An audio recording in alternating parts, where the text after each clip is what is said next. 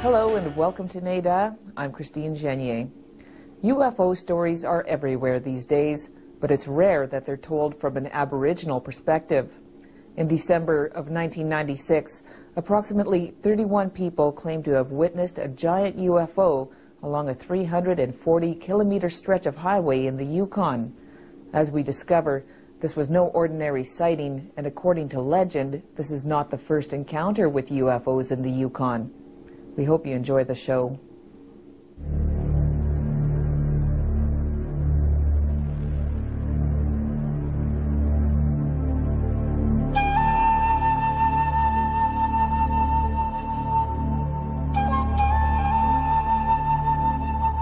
Until recent times, the histories of Canada's Aboriginal peoples, especially in Yukon, was not recorded in written form.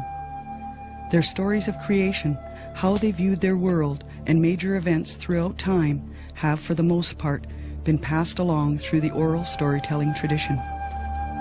Some stories told around campfires since time immemorial are of strange entities or spirit beings who interacted with humans. Other stories suggest beings who manifested themselves in various aerial phenomena, such as lights or clouds in the sky, sometimes taking locals to strange and distant worlds. These stories were told and retold long before the Roswell UFO incident of 1947, and while anthropological in nature, the stories foreshadow many of the UFO phenomena observed around the world over the past 6 decades. Now, the Yukon, famous for its wilderness, wildlife, and beauty, and its rich First Nation and Gold Rush history, has entered the vast database of UFO research with a story of its own. It's a unique account not only because of the scale and location of the sightings, but because it appears to put into perspective many of the stories told for hundreds, perhaps thousands of years around crackling fires, of strange beings and lights in the nighttime sky.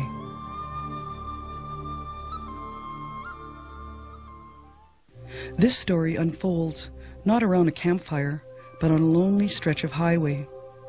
This is the North Klondike Highway. It is a 541-kilometer stretch that begins in Whitehorse, the capital city of the Yukon Territory, and runs through several communities and gas stops before ending in Dawson City, the hub of the Klondike Gold Rush of 1898. At certain times of the year, travel along this highway can be a long, lonely experience, especially at night. On a cold winter evening in 1996, over 30 people witnessed an event that would leave them wondering what they saw and questioning their own reality. Travelers on this highway spot something out over a lake that makes them skid to a stop. Around the same time that evening, in 3 different communities in the region, several people witness an object hovering over their villages, leaving them shaken, and in one case, face down on a bridge, trembling with fear.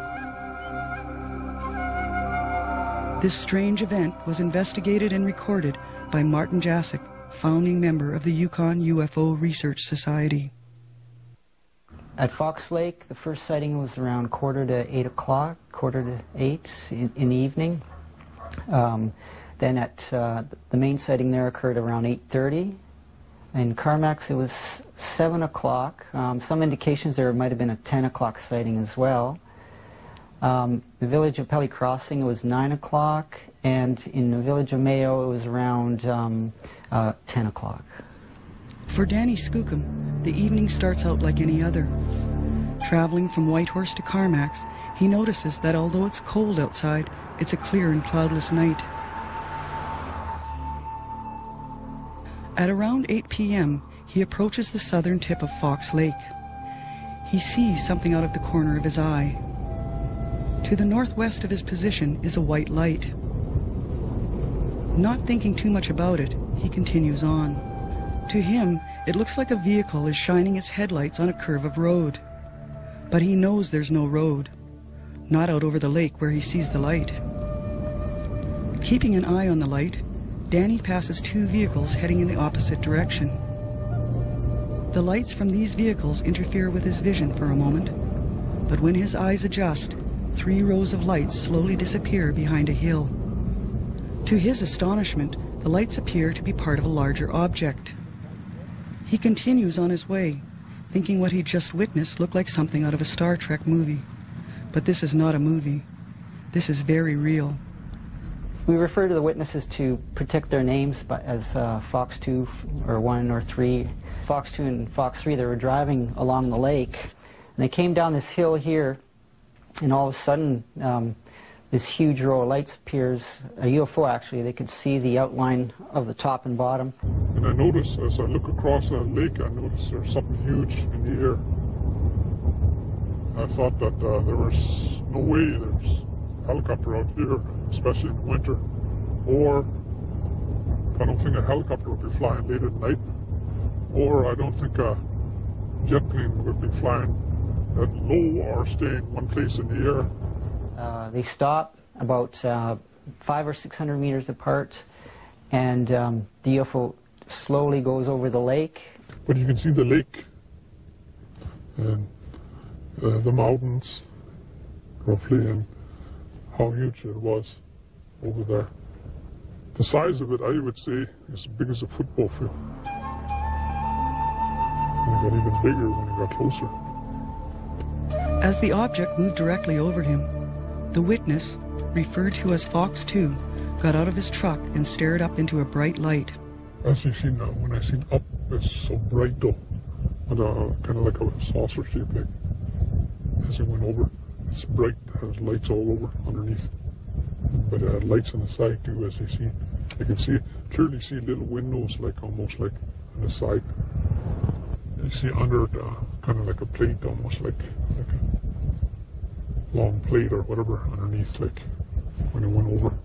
The witness tries to use a two-way radio in his truck, but when he turns it on, all he can raise is static. What is that? I was wondering. It couldn't fit. And the radio went all buzz, wouldn't work. Couldn't get through on that. At the same time, his cousin scrambles for a disposable camera. By the time he finds it, the object has disappeared. I looked at both ways of the road and I noticed there was a lineup of vehicles, people looking. Their eyes just huge. I don't know how long I stayed there. Just stand there in shock, I guess, before I went back and my cousin went and asked, "Are you okay? Are you okay?" And yes, I went back, got back into the truck and just started up and kept going. And at the same time, witnesses Fox 4 and 5, they came around this corner here and they saw these huge row of lights going across the lake out here. And then they recall going past here and seeing Fox 2 and 3. So we know that both sets of witnesses saw the UFO at the same time. Witnesses Fox 4 and 5 are a couple. They have a baby in the back seat of their car. At first they thought it was a truck out here, like a semi-trailer truck with all the lights, but there's no road out here. Then they thought it was a jumbo jet crashing. Then no, it wasn't that. Then when they realized it was UFO, they got scared. The wife wanted to go back, stop, you know, and then, but there was a truck ahead of them, so they decided to continue on, and they lost sight of it as they went into the tree area here. I heard stories a long time ago from other people. They see things following their vehicles. Around Fox Lake area too, I heard before. And not too long ago, even up the Asia Road. But I don't know what to say, what it was. I don't know if it's human to have that technology for something that huge. I mean, look how much noise a helicopter makes just to get off the ground and to hover. And it makes a lot of noise. This thing is big as a football field and not make a sound, just come over like that. Close to the same time, a woman referred to as Witness Fox 6 is driving alone along the same stretch when a strange light illuminates her dashboard. She looks up, and to her amazement, a group of multicolored lights are hovering over her vehicle. The lights in her vehicle dim. The music she's listening to garbles. She watches until each of the lights seem to go out. She drives on, confused, not sure what she's just witnessed.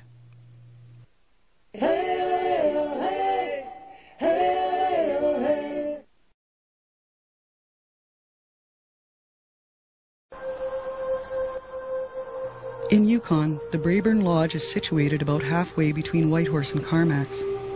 It's a popular stop for travelers between the two centers, a place where tourists and truckers can satisfy an appetite and swap stories with Steve Watson, the owner-operator of the lodge. He's heard a lot of stories during his time there, but on the evening of December 11th, 1996, he heard of an event that seemed so incredible it would leave him scanning the evening skies around his property for months afterwards. I was sitting at the table. It was getting later at night, and there's usually people coming back from Whitehorse, and this fella came in, Danny Skookum from Carmacks. And Danny's a good friend of mine, and he's quite excited, and he starts telling me about this object he saw at Little Fox Lake, and he's describing it to me in quite a bit of detail. As I pulled into Braeburn, there was a lot of people there, and everybody was scattered around. They were all excited, and everybody was talking about it. A little while later, another car come in, and this other fella, he was quite excited too. They were really excited, and they come in. I think he had some people with him, and he sat down. We all started talking about it, and he starts drawing the exact same thing that Danny had just told me. He drew it, and while he was doing this, a bunch of other people came in from Pelly, and they described the same thing that was being drawn. And it was kind of weird, you know, like they were pretty excited about it, because they all realized that they all saw the same thing.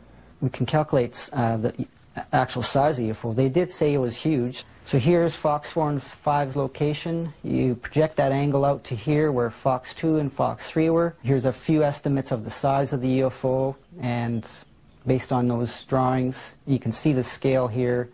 It was in the order of 1 or 2 kilometers, maybe just under a kilometer for the smallest estimate here.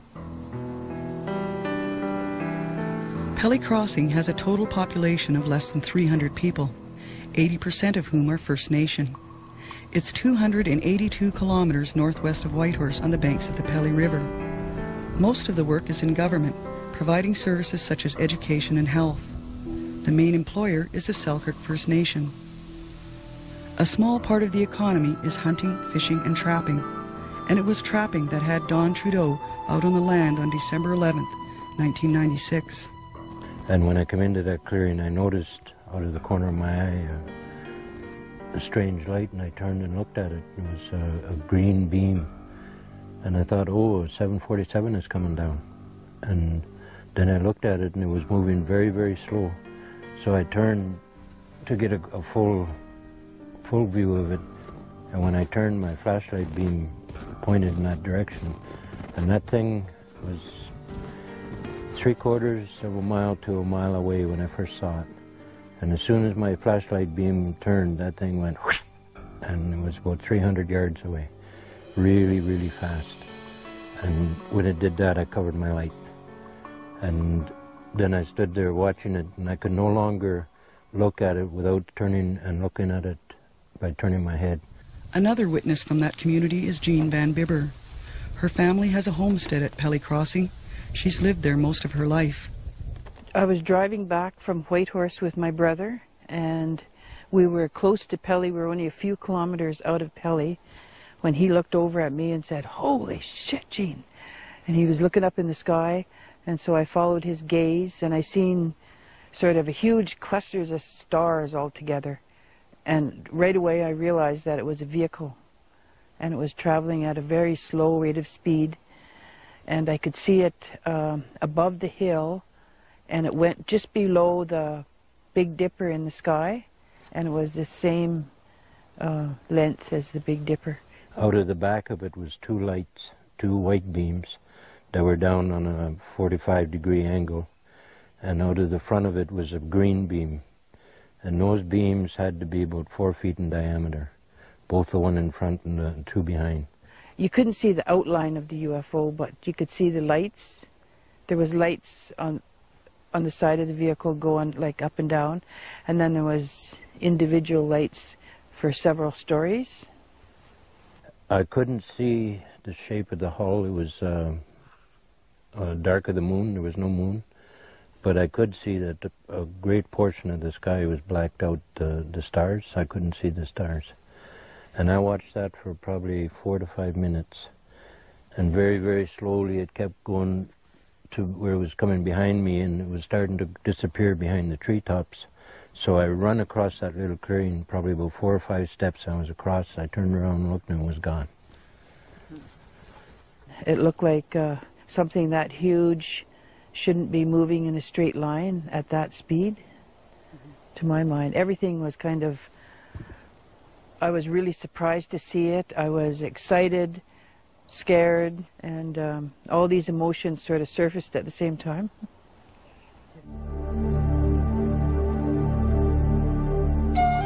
Well, at the time it was just awe.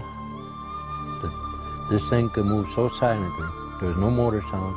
It was just floating. And in how I understand aeronautics, it can't do that. So I was thinking, geez, you know, this is amazing. And then after that it left and was gone, I thought, geez, why did I cover my light? I might have been able to go up there and visit with those, whatever. We saw it for, I'd say a few minutes anyway. And then the lights on it went blink, blink, blink in different sections of the spaceship, and then it disappeared. You couldn't see it at all, and you couldn't hear anything. And then after this happened, I got home probably around 10 o'clock, and they were watching a video. And believe it or not, that video was Independence Day. And they were just watching the scene where the alien ship opened up and shot the blast down. And I come in, you know, all excited. You'll never guess what I saw. And so I relayed my story, and then all of them became very, very frightened. In fact, our grandchildren didn't want to go out for a good week. They didn't want to be out at night. Like, it was a complete surprise to both my brother and myself. So I asked him, I said, well, what do you think of it? And he said, maybe it's us in the future coming back to see ourselves. But that would be pretty outrageous.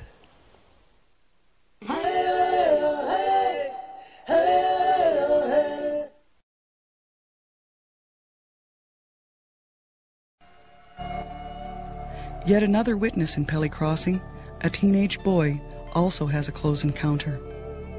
He was crossing the bridge and he saw this row of lights coming. He got so scared he laid down on the bridge, and then he, at one point he looked up and the object was right above him.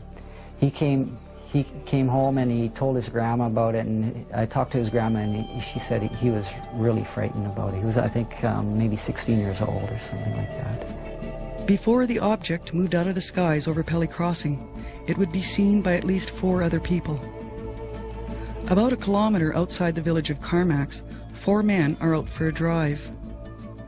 They notice a group of lights to the northwest of them. They stop for a better look. While the men stare at the lights, a family of 5 are sitting in their living room in Carmax watching television, when through a window they notice a row of lights moving in the distance. The father thinks it may be a jumbo jet, but hears no sound. The children think it's Santa Claus. Then the lights go out one by one. Further north, in Mayo, another 8 people would report seeing strange lights over their village. No one is sure if there was one craft or several. Now, who knows if it's man-made or something from outer space, but they definitely saw what they saw. And this area is known that people see different stuff, though, so that's unexplainable. You know, who knows? Maybe it was a mass hallucination, but I doubt it.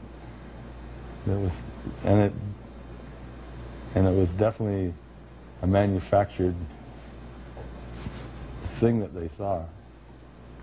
Somebody made it, or something made it, or whoever. They're describing things that are not conventional, that move very quickly or hover and are silent, and there's just no other explanation than something out of this world. The term unidentified flying object was coined around 1950. By 1953, it was shortened to UFO. In the years since, the stories concerning UFOs have been rife with speculation.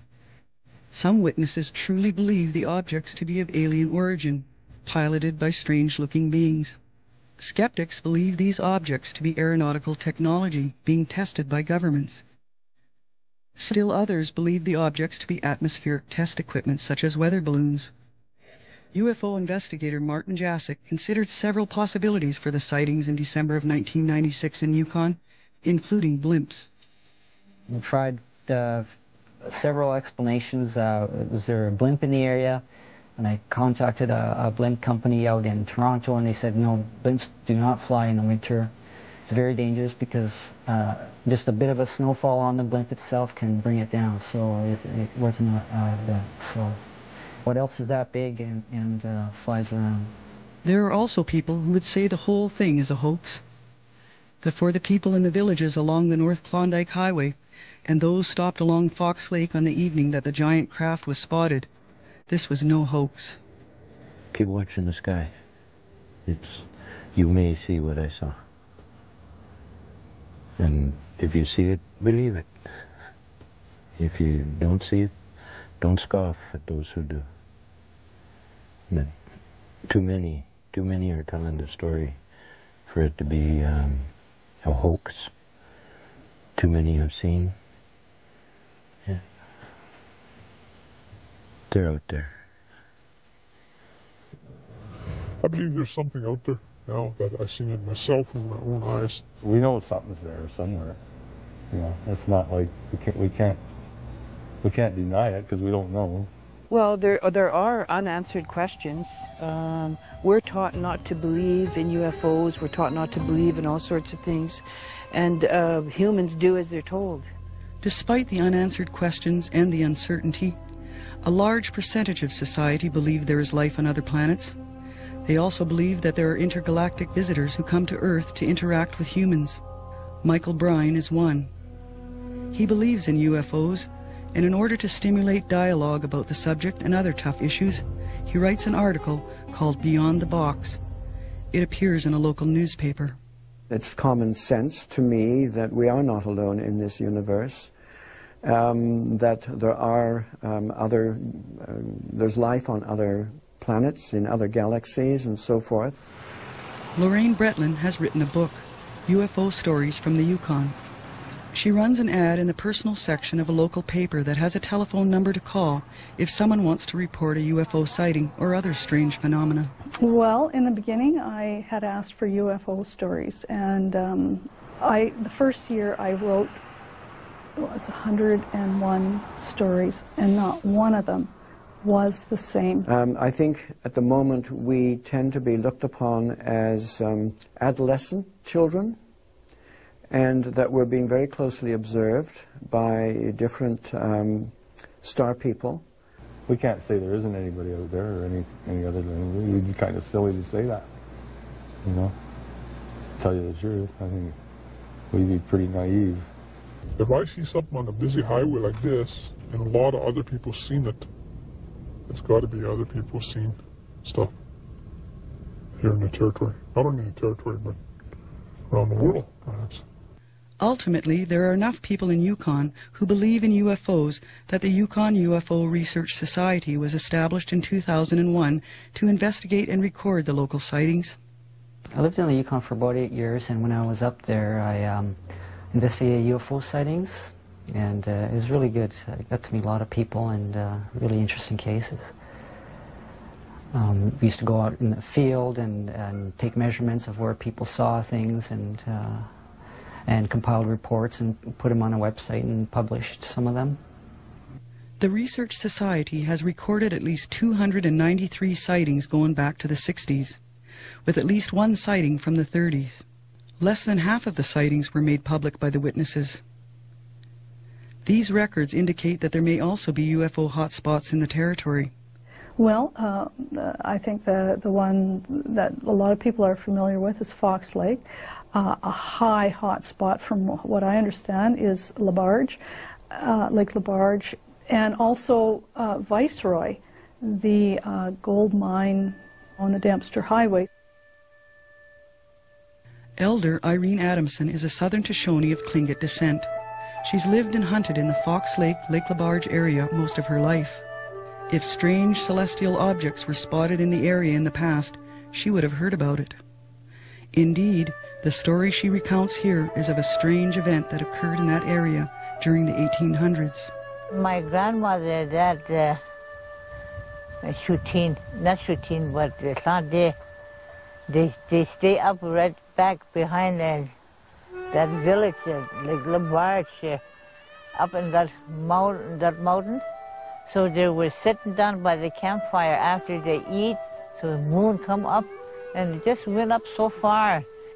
And then here, all of a sudden, it's just like it started drip just like water, and they see that moon was dripping, and so it went down so far, and it stopped there, and another moon was formed there, another moon, and it happened 3 times.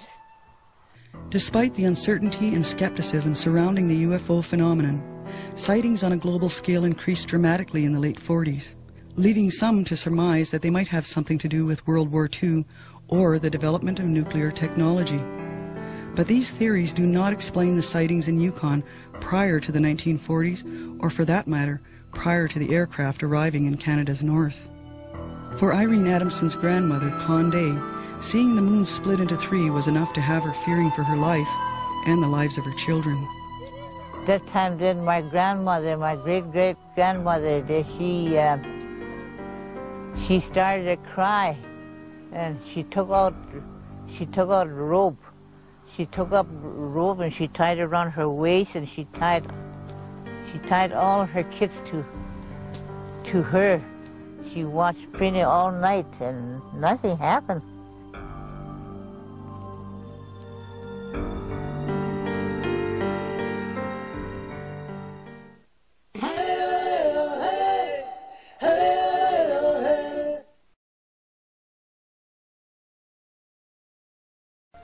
In the past 10 years, the 2 major newspapers in the territory have published numerous stories of strange lights in Yukon skies.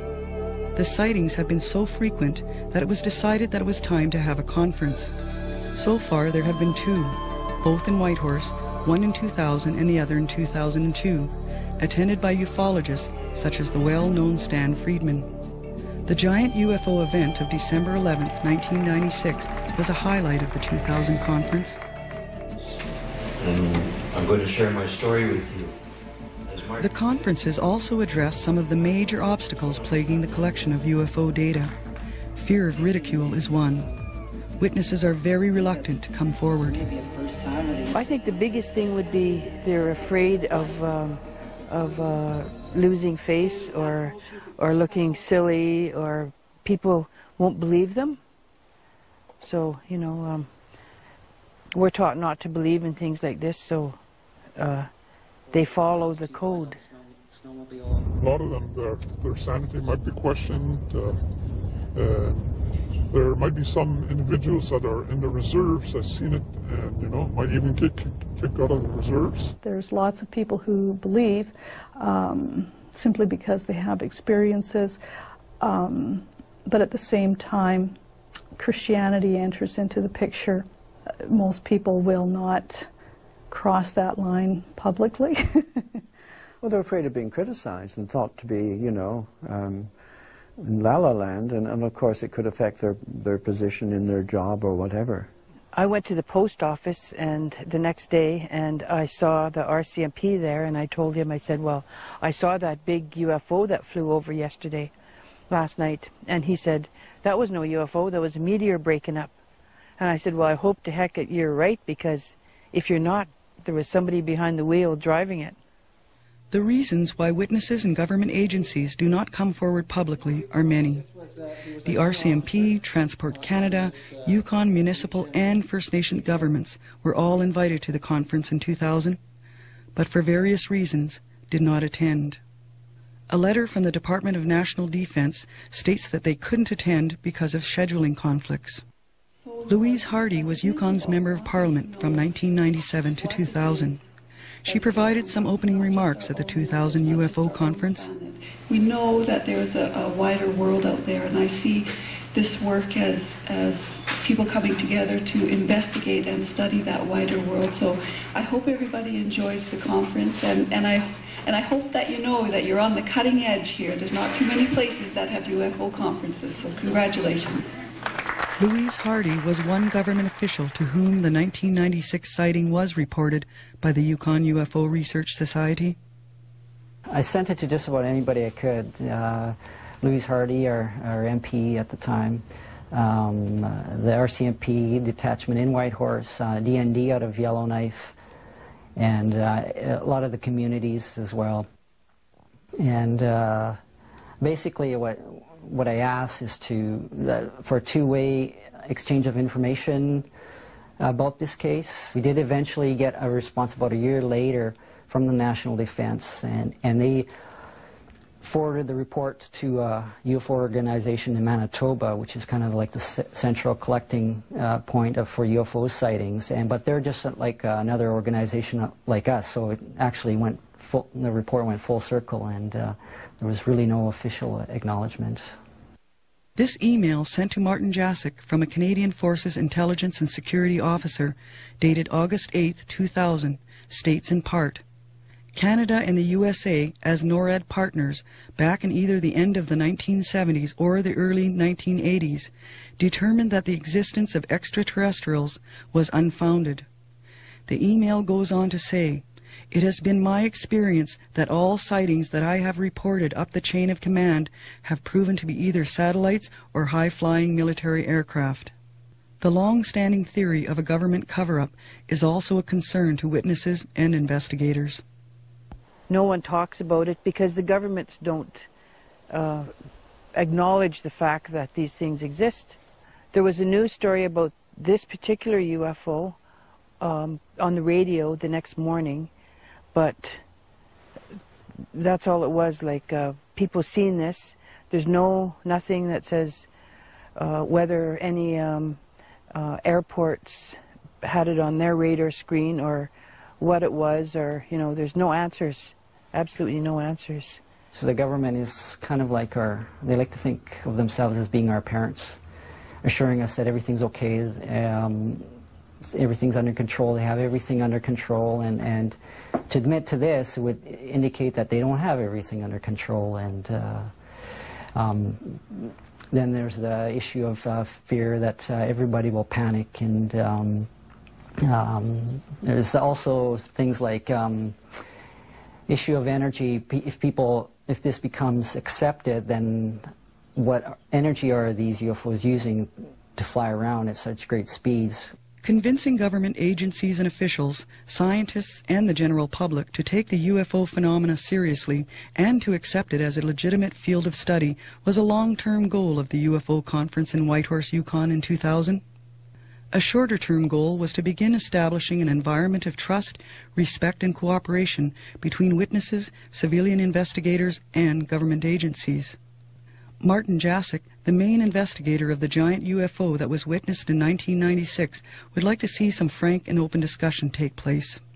Yeah, my hopes are that we'll be able to get to that stage and talk about it, and then once it's accepted, then you can really put the resources on it to find out what's going on. Like, it's people working out of their homes trying to solve the mysteries and answer these questions. It just can't be done. But witnesses still want answers. Not just the witnesses that sighted the giant object in 1996, but others in Yukon whose experiences have gone far beyond just a sighting. Colette Opper was a participant at the conference in 2000. I didn't see any beings. I knew there was beings there. I didn't see what they looked like. It was a very odd feeling because what I saw in front of me was something that went straight out in front, and I can look up, but that's it. To me it looked metal, but the only thing that didn't make any sense to me, how could that be happening on the side of my head? I really find that the UFO sightings follow along family lines, and certain people can see them have sightings more often, and I'm not sure what it is. First Nations in particular stand out. From what I understand, if you have one incident, you have many incidents, and if sometimes that just follows along in your family. Do certain cultures seem more open to such phenomenon as Martin Jacek and Lorraine Bretland believe? And are Aboriginal people more susceptible to such events?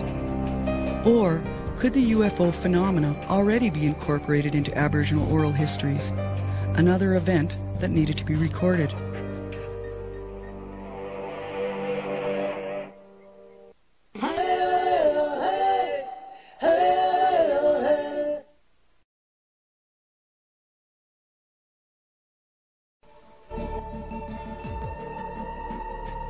One of the oldest stories involving celestial phenomenon can be found in neighboring British Columbia.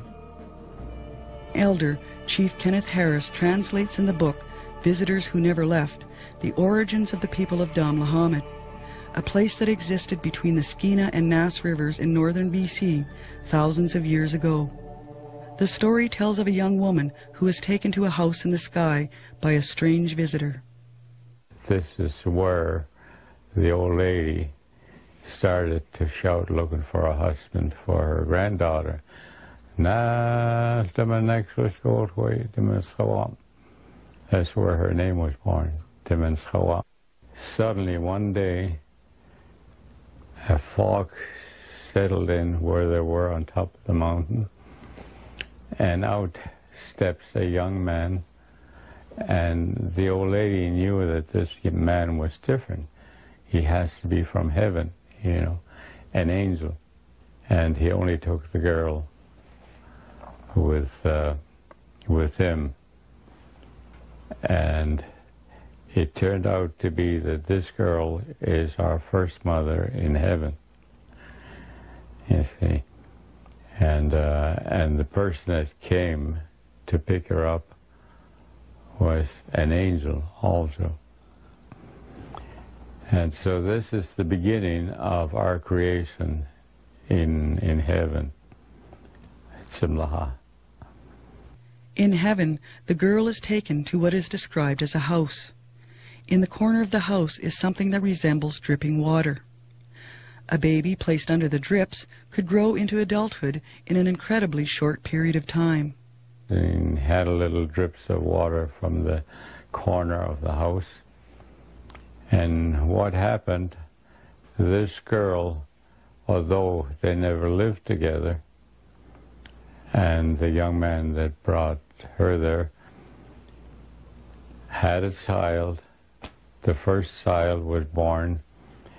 He took the child and brought it to his father, who was sitting in the middle of the house. And what he did, he washed the baby in the little jets that flew from the corner of his house, and all of a sudden the little baby grew to be a man. And that was the beginning. This became the firstborn son of Kiom, we call him, Kiom. The next child was a boy, and became a man. And now the third one was a little girl. And so that the three children are growing up. They didn't grow up, he stretched them into adulthood. And he put them in a canoe and put them on Earth. and the canoe landed at a place that we called Amlahamet. That's how Amlahamet began, because of these 3 children that came from Kilowley. The story this respected elder tells records the history and lineage of the First Nations people from that area.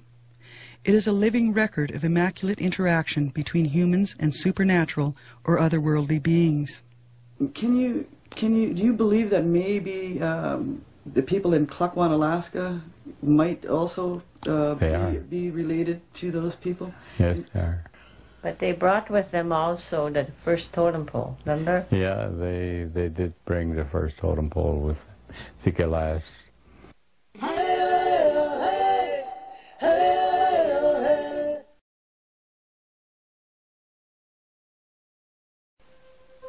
According to Aboriginal oral history, the children who brought the first totem pole to Earth were created in a room in the sky thousands of years ago. This is not surprising, considering strange objects, lights, and beings that come down from the heavens have been recorded before written history in most places in the world.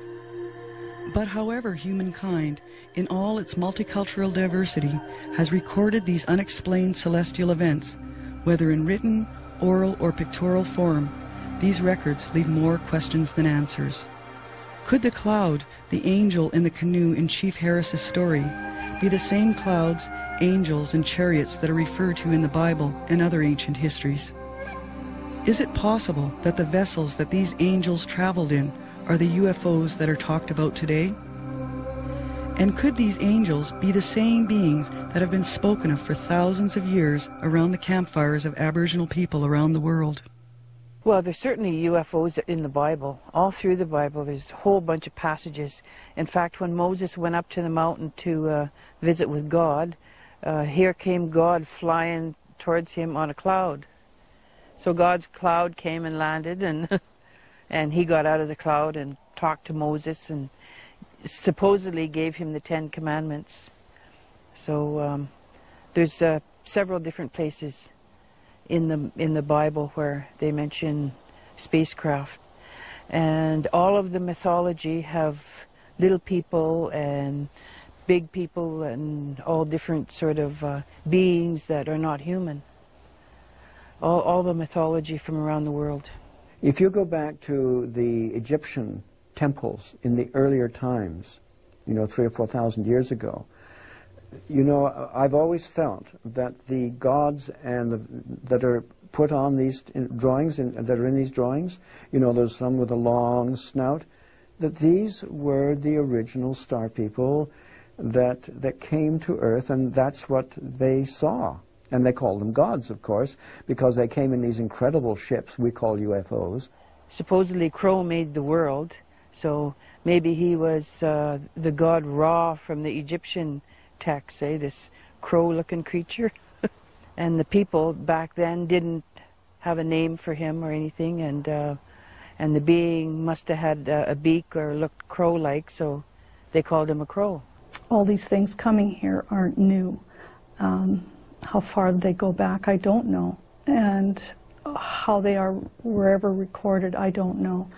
But certainly that type of phrasing and wording, absolutely it fits in with what's happening today, although we're using modern words.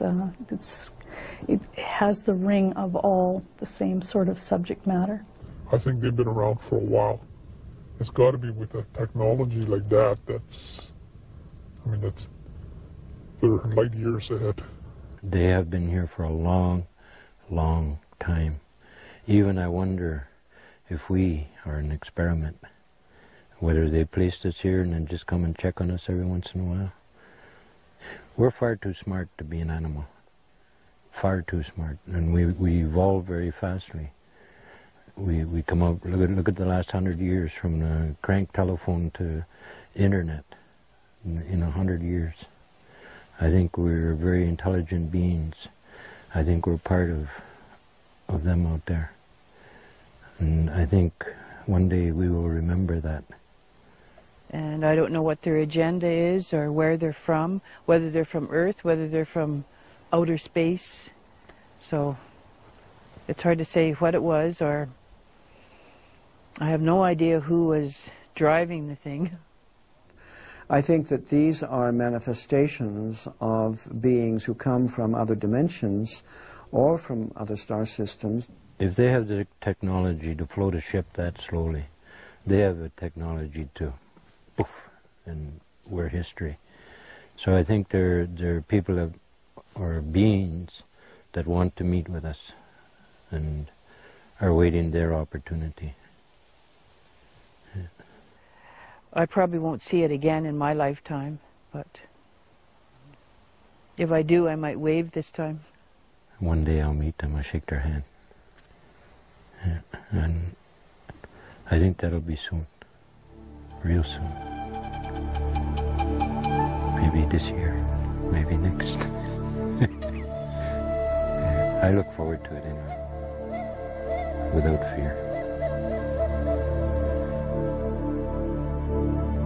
Will society ever discuss openly these strange celestial events without fear? Without fear of ridicule or fear of reproach? Perhaps reconciling the stories of our ancestors and our elders with present-day experiences. Only time will tell.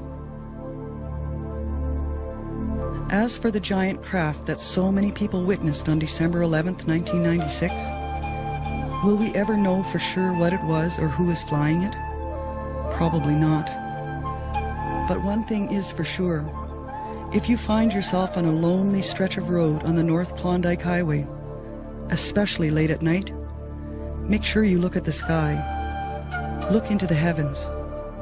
Someone could be watching you.